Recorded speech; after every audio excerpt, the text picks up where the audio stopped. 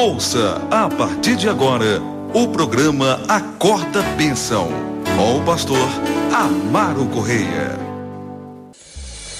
Ouça agora a voz do divino. Mateus capítulo de número 27. Mateus capítulo de número 27. Onde nós temos aqui a narrativa sobre que começa a princípio, né? Sobre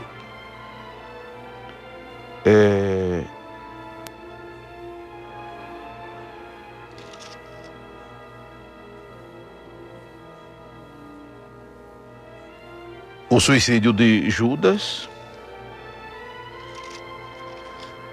e sobre a presença de Jesus perante o Sinédrio, consecutivamente perante Pilatos. Lembrando que o Sinédrio, ele era a mais alta corte, né, dos judeus.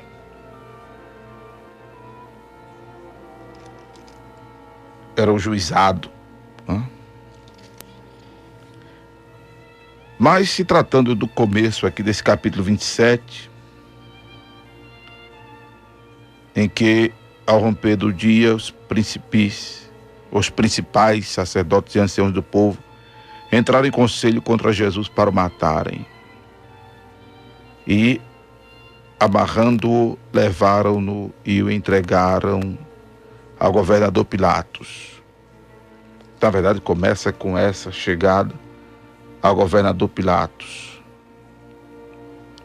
E a partir então, a sequência do capítulo 2, do capítulo 27, versículo 2,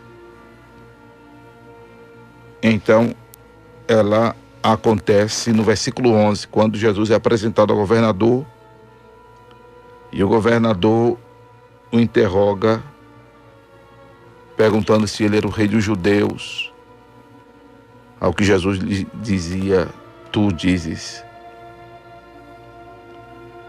E sendo acusado pelos príncipes dos sacerdotes e pelos anciãos, nada respondeu. Então Pilatos lhe pergunta: não vês quanto testificam contra ti? Mas Jesus nenhuma palavra respondia, de sorte que o governador estava muito maravilhado. Mas, por ocasião da festa, costumava o governador soltar um preso, e escolhendo o povo aquele que quisesse. Tinha lá o preso chamado Barrabás, e aí Pilatos pergunta a quem era que os príncipes dos sacerdotes, os anciãos, bem como os judeus, queriam que fosse solto. E aí gritaram, Pilatos pergunta a Barrabás ou Jesus, chamado Cristo. Porque ele sabia que por inveja o haviam entregado. E aí os príncipes dos sacerdotes e os anciãos persuadiram a multidão que pedisse Barrabás e matasse Jesus. E aí Pilatos pergunta qual dos dois a multidão queria que fosse solto, e aí disseram Barrabás. E aí Pilatos pergunta-lhe ainda sobre o que faria de Jesus chamado Cristo. E todos lhe disseram: seja crucificado. Mas aí Pilatos ainda perguntou qual mal fez ele. E eles mais clamavam dizendo: seja crucificado. E aí Pilatos, vendo que nada aproveitava ante o tumulto, que simplesmente só fazia crescer, tomou água, lavou as mãos da multidão, lavou as mãos diante da multidão, dizendo: estou inocente do sangue deste injusto, considerai isto. E aí os judeus disseram, em sua maioria, porque havia ali romanos também, respondendo todo o povo, disse: o seu sangue cai sobre nós e sobre nossos filhos. Então soltou Barrabás e mandou açoitar Jesus e o entrega para ser crucificado.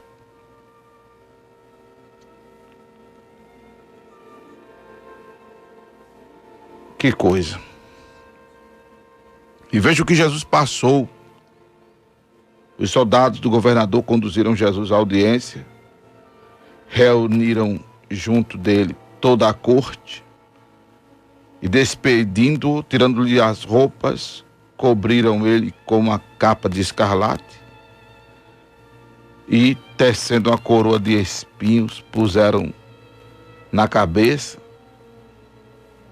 e em sua mão direita uma cana, e ajoelhando-se diante dele, o escarneciam, dizendo: salve, rei dos judeus.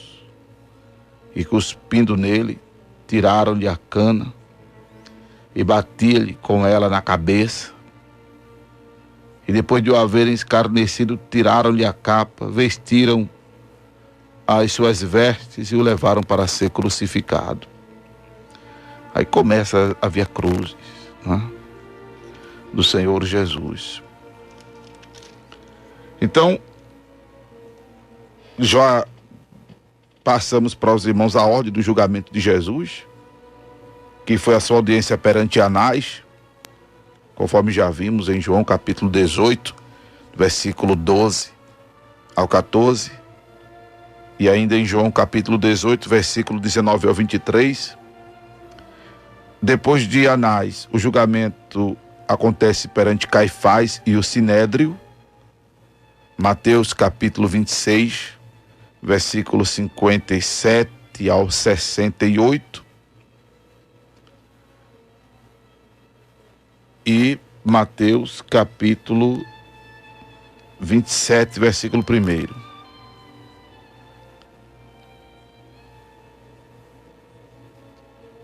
E logo depois nós temos a primeira audiência perante Pilatos, que é Mateus 27, versículo 2, e do versículo que lemos 11 em diante, precisamente até o 14.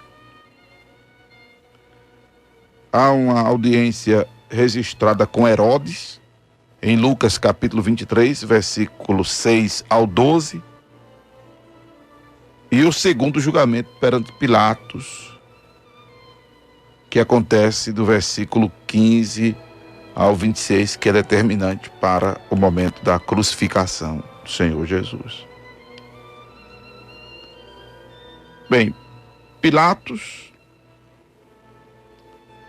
como já dissemos aos irmãos, ele tinha o seu quartel-general em Cesareia, cidade que Herodes construíra, junto ao Mediterrâneo, em honra a César Augusto. Ele tinha um palácio em Jerusalém, estava na cidade por ocasião da Páscoa, quando a cidade se enchia com as multidões de peregrinos e sempre havia possibilidade de um grande tumulto.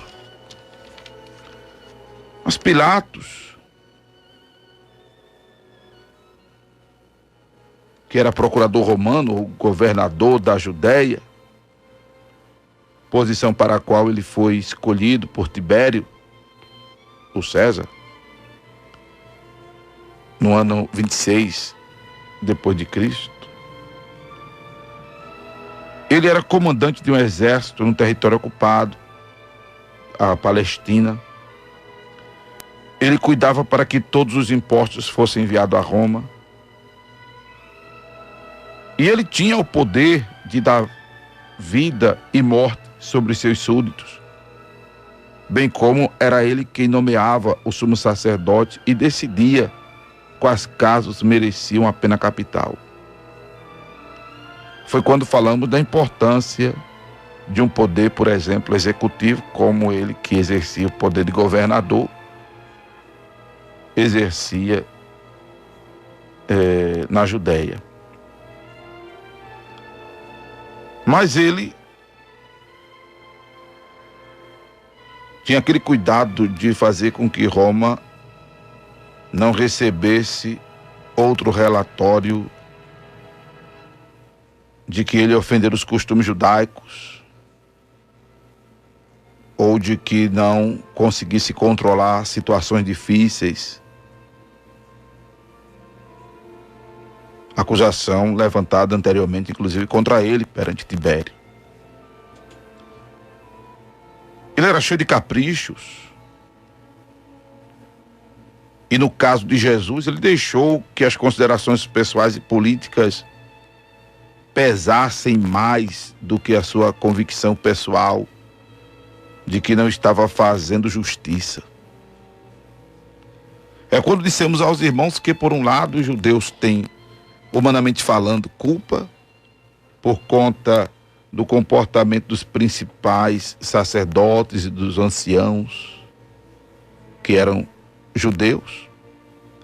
E, por outro lado, Roma tem culpa por conta exatamente de Pilatos,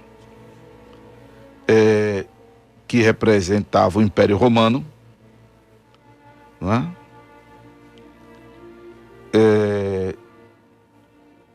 Faz com que, mesmo sabendo que Jesus era inocente, isto ele declarou várias vezes,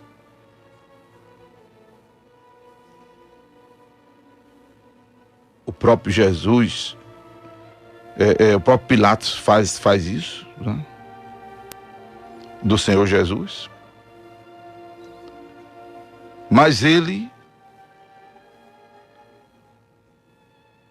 foi transigente no que ele sabia que era verdadeiro e correto por causa do seu cargo.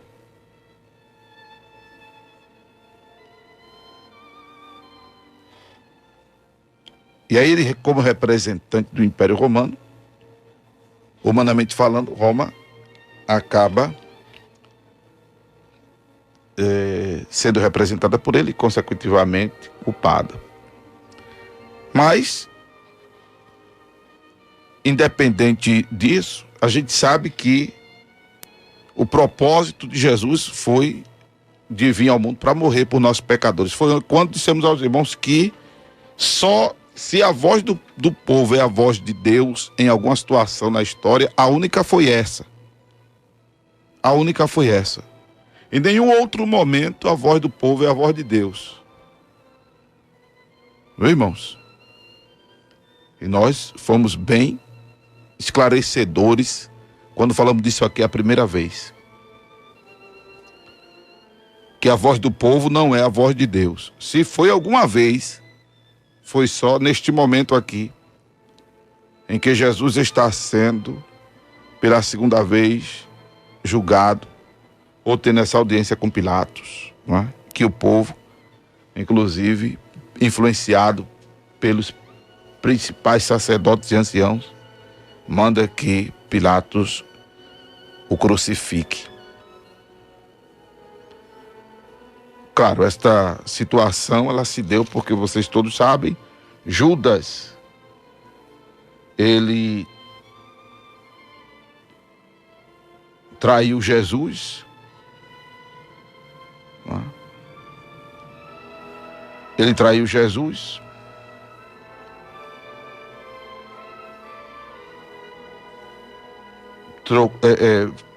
recebeu 30 moedas de prata, que depois foi devolver aos principais sacerdotes e anciãos, porque percebeu o grande erro cometido de ter pecado, traído sangue inocente. E os homens lançam o pecado dele em rosto, dizendo que isso era um problema dele. que é quando ele joga as moedas no templo. Mas a hipocrisia dos homens pegam as moedas de prata e alegam que não era lícito metê-las no cofre das ofertas, porque aquelas moedas haviam comprado o sangue de Jesus. A expressão porque são preços de sangue. E aí entraram em conselho e compraram o campo de um oleiro para sepultar os estrangeiros. Mas tudo isso, inclusive, já tinha até sido vaticinado por Jeremias. Tudo isso já tinha, inclusive, sido vaticinado por Jeremias. Foi quando também trouxemos essa nota bibliológica de que, apesar de haver referência aqui a Jeremias, mas as palavras são encontradas em Zacarias, porque no tempo de Jesus, os livros dos profetas começavam por Jeremias e não com Isaías, como é hoje. E a citação indicada, ela é feita pelo nome do primeiro livro do conjunto e não pelo nome do livro específico. E dentro desse conjunto, o primeiro livro era o livro de Jeremias. Mas esse vaticínio, inclusive, do versículo 9, encontra-se em Zacarias, capítulo 11, verso 12 ao 13. Mas algumas coisas que eu quero pontuar aqui. Primeiro, há uma alegação de que Judas não se arrependeu. Há uma alegação de que Judas só teve remorso. Olha, eu prefiro ficar com essa versão que diz que ele se arrependeu, porque ele chora, ele vai lá e devolve as moedas. Os principais sacerdotes não aceitam a moeda. Arrependimento é exatamente você voltar atrás. Arrependimento é você desistir. Arrependimento é você parar. E Judas fez isso. A atribuição do remorso a Judas é porque ele se enforca.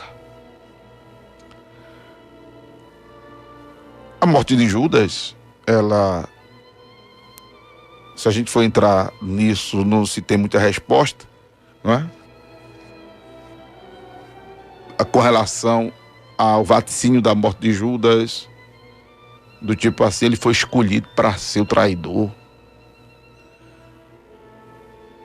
Há quem queira polemizar a situação, que se complica, talvez mais do que ao próprio Judas, que suicidou-se. A gente sabe que o suicida, ele não vai para o céu. E aí é quando algumas pessoas querem fortalecer a doutrina da predestinação fatalista, dizendo que umas pessoas nascem para o inferno e outras para o céu. É quando também cai por terra a questão proposital da escolha de Judas, que poderia ter sido qualquer um dos que metiam a mão no prato com o Senhor. Poderia ter sido qualquer um. Não é? Judas deu lugar, e a gente sabe o histórico de Judas. Ele já era uma pessoa gananciosa, era uma pessoa que visava vantagens, era uma pessoa avarenta, era uma pessoa que só pensava em lucros, uma pessoa que só pensava em ganho. Então, foi uma pessoa vulnerável para que a profecia achasse lugar nele. Foi uma pessoa vulnerável para que a profecia achasse lugar nele. Não é? E o fato dele ele se arrependeu, não duvidamos. Ah, mas por que, pastor? Ele suicidou-se, ele morreu. Ele vai e se mata. Porque ele não acreditou ou não prestou atenção. Eu duvido que ele não estivesse nos momentos em que Jesus ensinava sobre o perdão divino. No momento em que Jesus ensinava por exemplo, sobre o credor incompassivo, que a quem mais ama, mais perdoa. Louvado seja Deus. Eu entendo pelo texto sagrado que Judas não acreditou no perdão divino e por isso resolveu tirar a própria vida. O desespero tomou conta dele. Como tem pessoas que são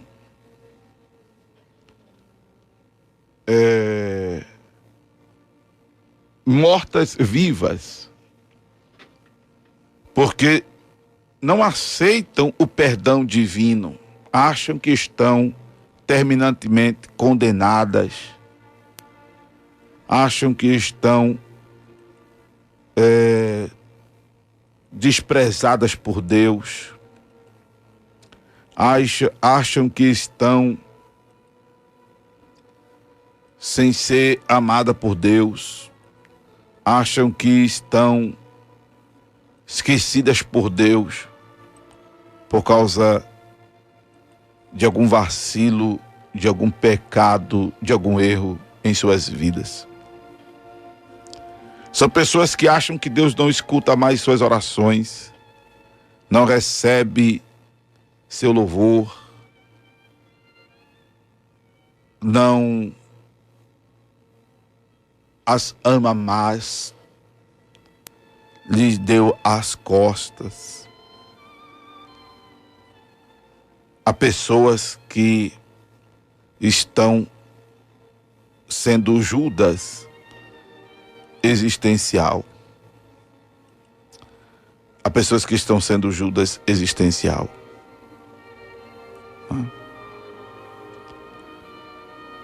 O que acontece? Deixam de usufruir do perdão de Deus que lhes foi ministrado quando se arrependeram e confessaram ao Senhor. Quero pontuar isso. Você precisa se perdoar, meu irmão, minha irmã. Porque Deus, se você se arrependeu do seu erro, do seu pecado, Deus lhe perdoou. Aí você talvez venha dizer, mas pastor, eu blasfemei contra o Espírito Santo. Se você tivesse blasfemado contra o Espírito Santo, você nem estava dizendo isso. Você não estava nem dizendo isso.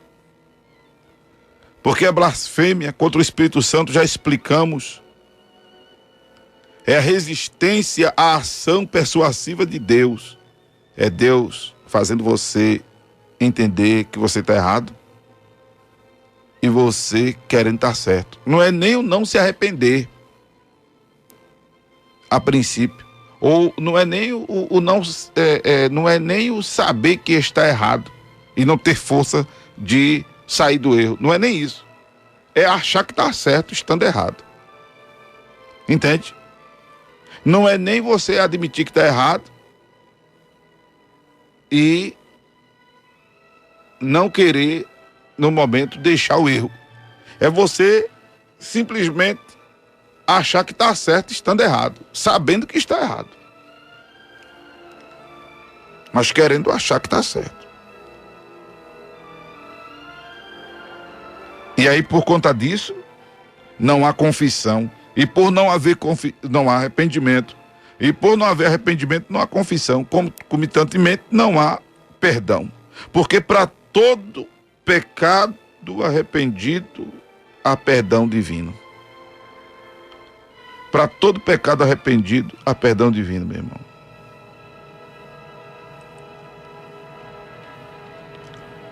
Louvado seja o nome do Senhor Jesus. E o perdão divino é imediato. O perdão divino, não existe carência para o perdão divino. É na hora.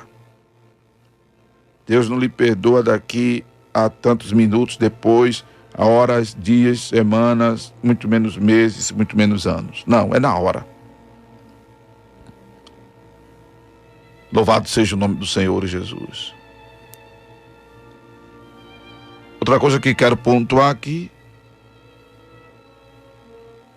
é reprisando que a voz do povo não é a voz de Deus, e se foi alguma vez, foi só nesse momento que o povo diz que Jesus seja crucificado, porque foi para isso que Jesus veio. Foi este o grande propósito da encarnação do Verbo, morrer por nós pecadores. A morte de Jesus, ela é tipificada pelo esmagar da cabeça da serpente, profetizado lá em Gênesis 3, verso 15. A morte de Jesus, ela é tipificada pela pele do animal que cobre a nudez de Adão e Eva. A morte de Jesus ainda é o tipo do cordeiro que aparece no lugar de Isaac para ser imolado no Moriá. A morte de Jesus, ela ainda é tipificada, glória a Deus, pelo cordeiro pascal, o animal que foi sacrificado por ocasião da saída do povo de Israel do Egito, a Páscoa. A morte de Jesus é o tipo do fio de escarlate usado pela prostituta Raabe quando os muros de Jericó vieram abaixo e a casa dela ficou intacta e é tirada ela de lá a tempo, porque ela preservou a identidade dos espias e a ida deles até aquela cidade. A morte de Jesus, ela é o tipo da serpente que Moisés levantou no deserto, quando serpentes venenosas mordiam o povo e morria, os murmuradores em especial, e Deus orienta Moisés para que pegue o bronze do pessoal, levante sobre uma haste a serpente de bronze, que o povo de Israel depois passou a adorar erradamente, chamando-a de Neustã. Jesus até diz que assim como Moisés levantou a serpente no deserto, assim importa que o Filho do Homem seja levantado, para que todo aquele que nele crê não pereça, mas tenha a vida eterna. A morte de Jesus foi tipificada por esses acontecimentos, por esses elementos simbólicos, por estes ocorridos. A morte de Jesus estava vaticinada. Foi para isso que Jesus veio. Morrer por nós pecadores. Por isso que não devemos só atribuir aos judeus e aos romanos a morte de Jesus, mas o propósito divino.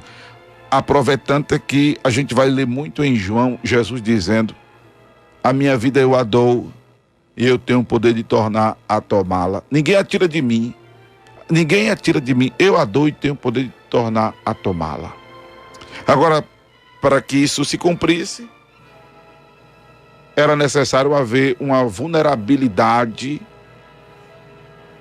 como houve em Judas, nesse sistema mundano, pecaminoso e da natureza corrompida dos homens. A gente percebe que foi por inveja que entregaram Jesus, e por politicagem que Pilatos faz o que fez, lava as mãos. Deixa eu trazer até outra orientação aqui aos pastores que estão me ouvindo, que quando vão ministrar a ceia lavam as mãos. Parece um gesto bonito, mas está errado. Lavar as mãos diante do povo para partir o pão. Isso é dar uma de Pilatos, viu, pastores? Mas, pastor, é higiene. Não é higiene não, irmão. Não é higiene não. E se a gente for tratar desse negócio de higiene, Jesus diz, e é bem categórico, que o que contamina o homem não é o que entra pela boca do homem, mas o que sai da boca do homem. Higienização deve ter, sim, os pastores e tal. Então por que não pede para que a diaconia faça isso? De partir o pão. Não é? De partir o pão.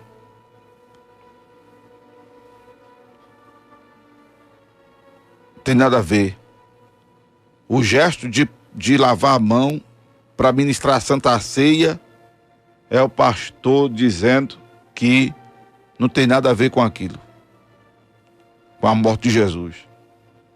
E é importante todos saberem que são pecadores, inclusive quem estiver ministrando a Santa Ceia. Queria pontuar isso, porque, por exemplo, eu falei do capítulo 26 sobre a importância da Santa Ceia, mas aqui no capítulo 27 é que surge esse lavar das mãos de Pilatos.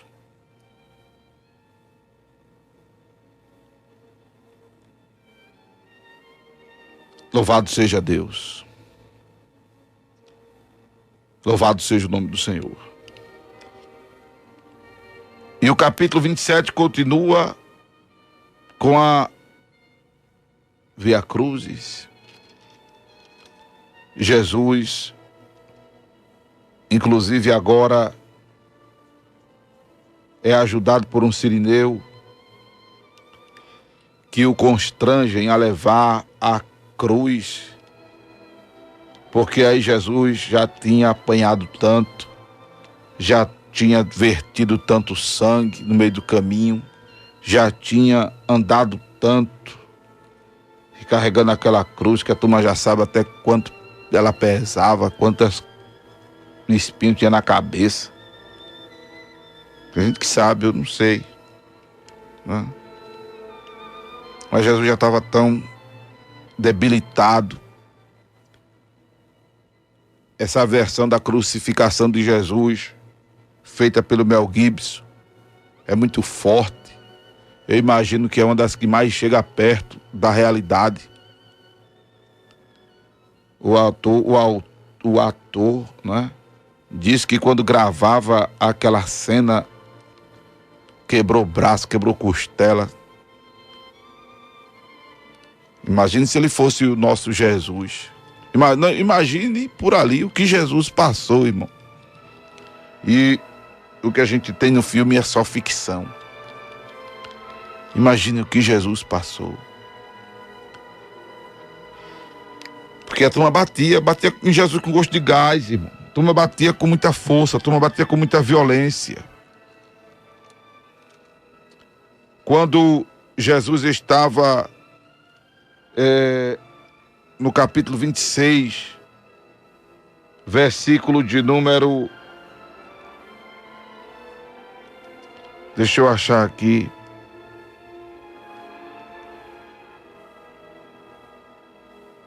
Versículo de número 67, né? Quando ele estava sendo ali julgado no sinédrio, em que o sumo sacerdote rasga as suas próprias vestes, em sinal de blasfêmia, em sinal de revolta, e diz que Jesus blasfemou. A turma cospe Jesus, dão murros em Jesus, outros esbofeteiam Jesus e ainda falam para ele: profetiza-nos, Cristo, quem é o que te bateu? É bronca, mano. Bronca. Jesus já estava debilitado. E aí, carregando a cruz, os homens obrigam Cirineu a levar a cruz.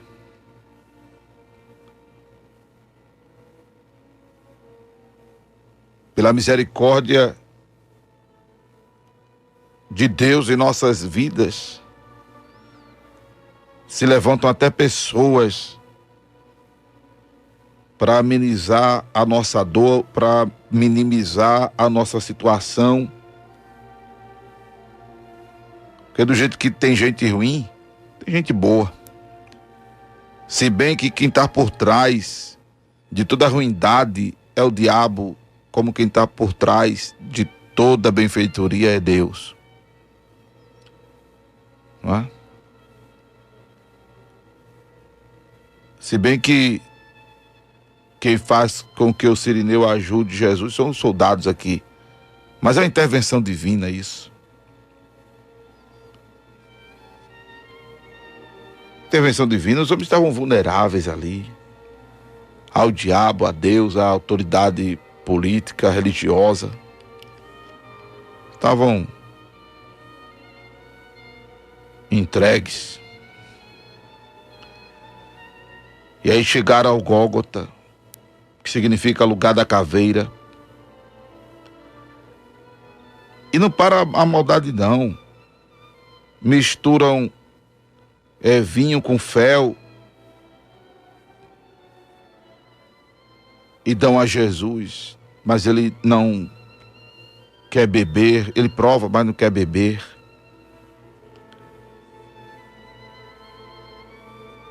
E aí eles crucificam a Jesus, lançando sorte sobre suas vestes. E tudo isso está sendo cumprimento do que estava escrito, de que repartiriam sua veste entre si e sobre sua túnica lançariam sorte.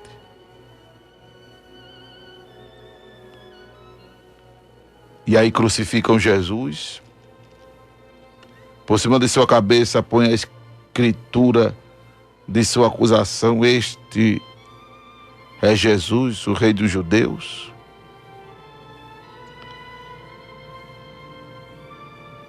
E ele é crucificado com 2 salteadores, um à direita e outro à esquerda.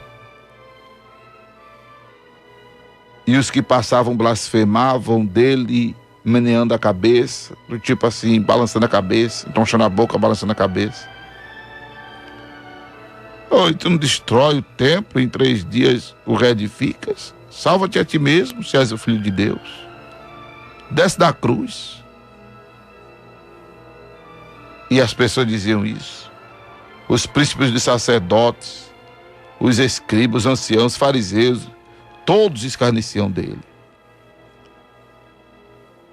dizendo-lhe ainda: salvou os outros e a si mesmo não pode salvar-se. Se és o rei de Israel, desce agora da cruz e creremos em ti. Onde confiasse em Deus, livre-o agora, se o ama. Oi, tu não disseste que era filho de Deus?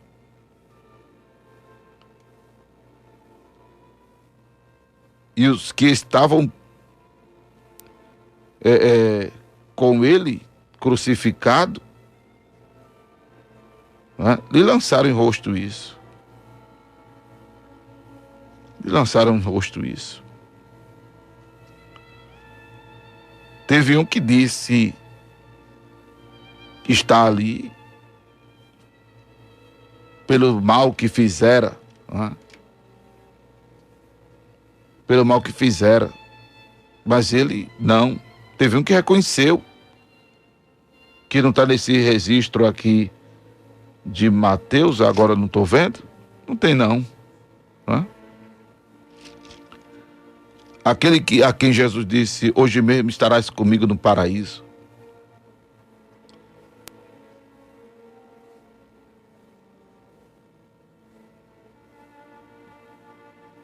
Mas agora, a partir da hora sexta, às 3 horas da tarde, começa a vir trevas sobre toda a terra até a hora nona. E perto da hora nona, Jesus exclama em alta voz: Eli, Eli, lama sabachthani. Isto é, Deus meu, por que me desamparaste? E alguns dos que ali estavam, ouvindo isso, diziam: Este chama por Elias. E logo um deles, correndo, tomou uma esponja embebeda em vinagre e põe numa cana e dá a ele de beber. Já outros dizia: Deixa, vejamos se Elias vem livrá-lo. E aí Jesus clama outra vez com grande voz e entrega o Espírito. Glória a Deus. E a palavra de Deus nos diz que o véu do templo é rasgado em dois, de alto a baixo. A terra treme, fende-se as pedras e abre-se os sepulcros de muitos. Abre-se os sepulcros e muitos corpos de santos que dormiam foram ressuscitados. E saindo dos sepulcros depois da ressurreição dele, da ressurreição de Jesus, entram na cidade santa e aparecem a muitos. E o centurião e os que com ele guardavam a Jesus, quando vê o terremoto, as coisas que estavam sucedendo, eles começam a ficar com grande temor e dizerem verdadeiramente: este era o Filho de Deus. E estava ali de longe as mulheres que seguiam a Jesus desde a Galileia para o servir. Estava lá Maria Madalena, estava lá Maria, mãe de Tiago, mãe de José e a mãe dos filhos de Zebedeu. Neste momento em que Jesus morre, que o véu do templo é rasgado de alto a baixo, acontece, amados, que é aberto acesso a todos que creem a presença de Deus. O véu do templo, ele ficava entre o lugar santo e o lugar santíssimo do templo. E para o lugar santíssimo era o lugar onde ficava a Arca da Aliança, ou Arca do Concerto, cuja tampa chamava-se propiciatório, que tinha a imagem dos querubins, que era onde a Shekinah, a glória de Deus, se manifestava quando, uma vez por ano, o sumo sacerdote entrava para sacrificar ali, entregar a oferta pelos pecados dos sacerdotes, dele e do povo. Só quem podia entrar era o sumo sacerdote. Mas agora, com a morte de Jesus, o sacerdócio é literalmente abolido e todos, pela fé, podem se chegar a Deus. É por isso que a sua oração, ela é forte, ela é eficaz, porque você tem acesso direto à presença de Deus. É por isso que nós, pastores, não somos mediadores, nós somos intercessores. Você é intercessor, nós não somos mediadores, porque o sacerdócio foi abolido. Todos que creem podem se aproximar de Deus. E a Bíblia diz em Hebreus 11 que é necessário que aquele que se aproximar dele creia que de fato ele existe e que é galardoador dos que o buscam. Louvado seja Deus. E com a morte de Jesus, além de acontecer isso, do véu do templo ser rasgado de alto a baixo, abre-se os sepulcros de muitos. O que acontece? Acontece o que está escrito em Efésios. Com a morte de Jesus, o véu do templo é rasgado de alto a baixo, e acontece o que está escrito em Efésios, capítulo 4, versículo de número 8, que diz: subindo ao alto, levou cativo o cativeiro e deu dons aos homens. Ora, isto, ele subiu que é senão que também antes tinha descido às chaves mais baixas da terra. Aquele que desceu é também o mesmo que subiu acima de todos os céus para cumprir todas as coisas. Aleluia. Há alguns pregadores cheios de fantasia, folclóricos, que diz que Jesus entrou no inferno e saiu correndo atrás de Satanás e topou assim nos pés de Satanás, bateu no outro, ele caiu, pá. Aí Jesus foi lá, botou os pés no pescoço de Satanás e disse: me dê a chave agora da morte e do inferno. Ah, vai um carnaval. Não foi nada disso. Ele desce às partes mais baixas da terra e leva cativo o cativeiro. Com a morte de Jesus, amados, passa a haver agora uma distinção de quem morre em Cristo e de quem morre sem Cristo. No Velho Testamento, todos que morriam iam para o Hades. O Hades era tido como lugar dos mortos. Mas agora, com a morte de Jesus, Hades transforma-se em lugar de tormento, porque ele leva cativo o cativeiro, ou seja, ele faz separação entre Hades e paraíso, ou seio de Abraão, como está na parábola de Lucas 16. Quem morre agora sem Cristo desce, e quem morre com Cristo sobe. Quem morre sem Cristo, lugar de tormento. Quem morre com Cristo já morre e vai para o lugar de descanso. Por isso que é importante viver com Jesus. E, sobretudo, morrer com Ele. Agora, viver sem Jesus, para morrer com Ele, a probabilidade é muito difícil. As chances são mínimas. É importante viver com Jesus para poder morrer com Ele. E morrendo com Jesus, você se salva da condenação eterna. Morrendo com Jesus, você vai para o paraíso, vai para o descanso eterno. E morrendo sem Jesus, vai para o tormento eterno. Então procure viver com Jesus para poder morrer com Ele também. Você pode até, como dizem algumas pessoas, viver com Jesus, mas não será bom morrer sem Ele. Agora, a morte é uma coisa tão fatal que talvez nem haja nem possibilidade de algumas pessoas terem a oportunidade de pedir perdão. Pense nisso.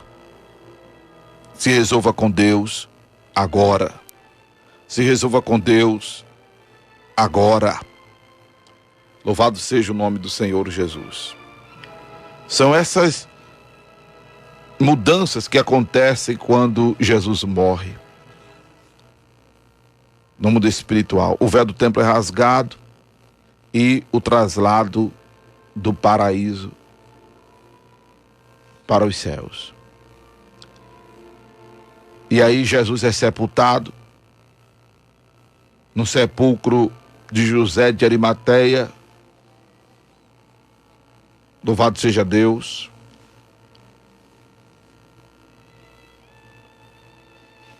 E Pilatos libera o corpo de Jesus, o qual é envolto num lençol fino e limpo. E o seu corpo é colocado no sepulcro, que havia sido aberto na rocha, e uma grande pedra faz a porta do sepulcro. E diz a palavra de Deus que estavam ali Maria Madalena e a outra Maria sentadas defronte do sepulcro.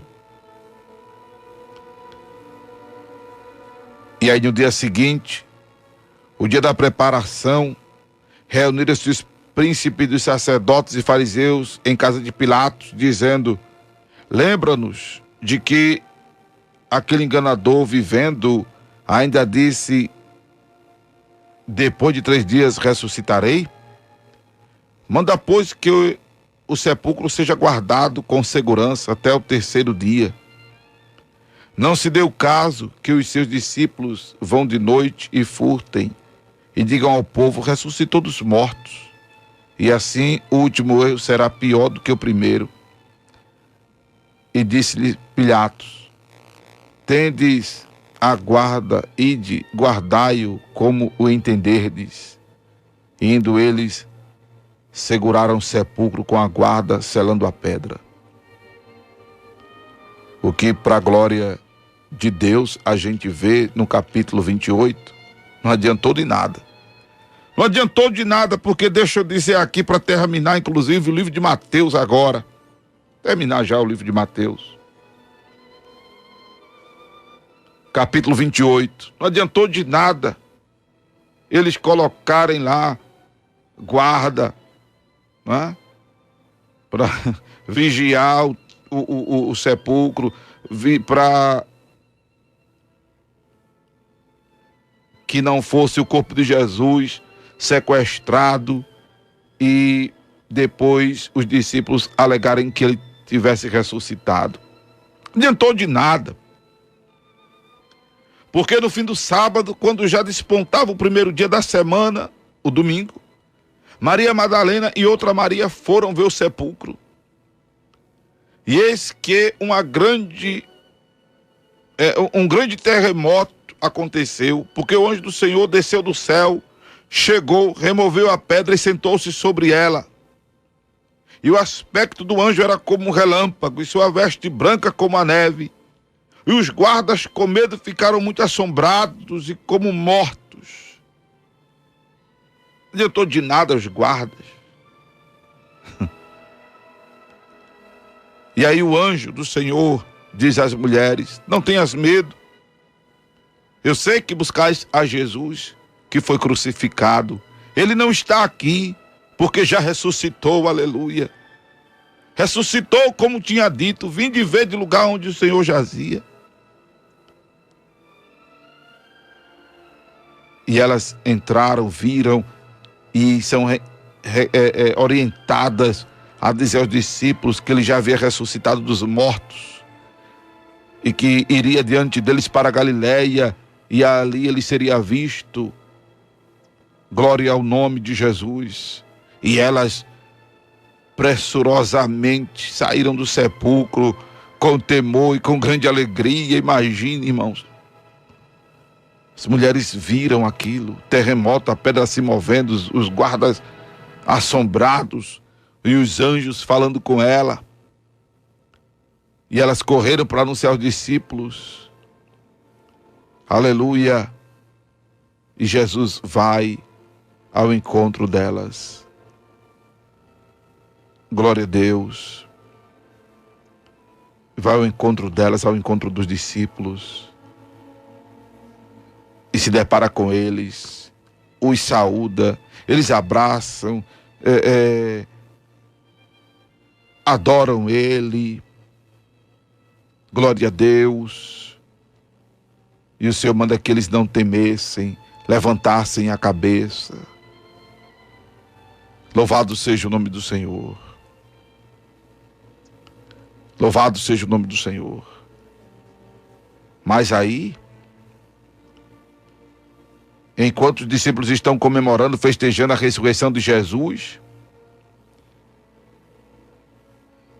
uns guardas chegam à cidade e anunciam aos príncipes dos sacerdotes o que havia acontecido, o terremoto, o remover das pedras, os anjos sentados em cima dela. Aí eles congregam os anciãos e combinam de dar muito dinheiro aos soldados. Quer dizer, Lava Jato já existia nessa época, né?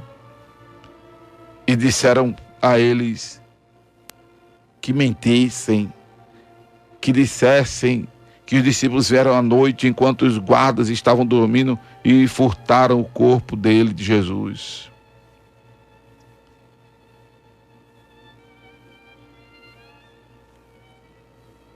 Veja que coisa terrível.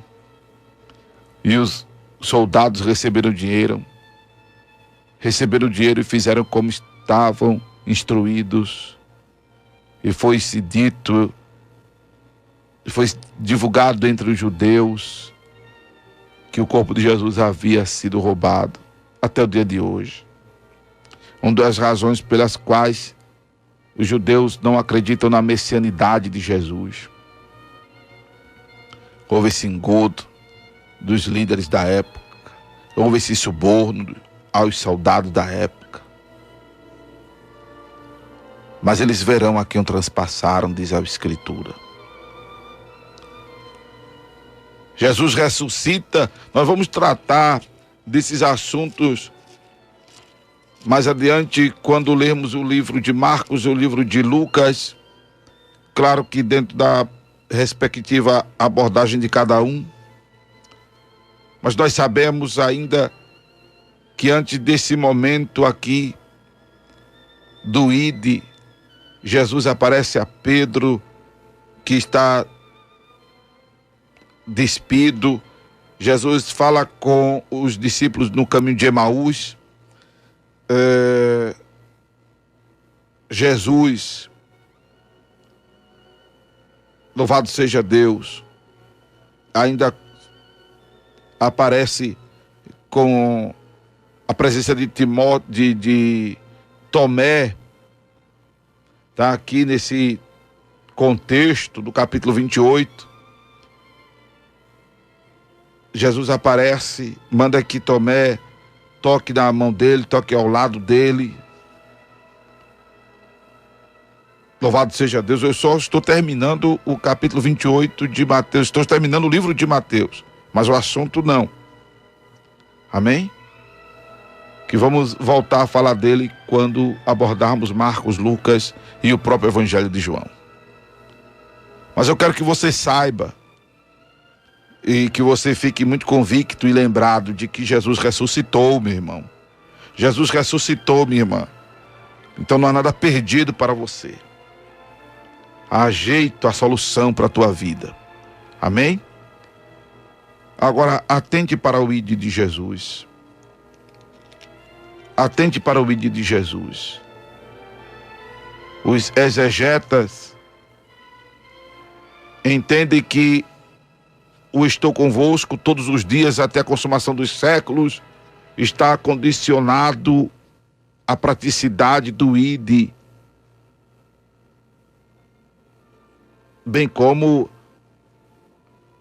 ao guardar as coisas que ele mandou ser guardada, seus ensinamentos, suas ordenanças. Guardarmos, pôr em prática, vivermos e compartilharmos com outras pessoas. Louvado seja Deus. Louvado seja o nome de Jesus. Bem como está consciente de que todo poder lhe foi dado no céu e na terra, como ele declarou ao ter ressuscitado.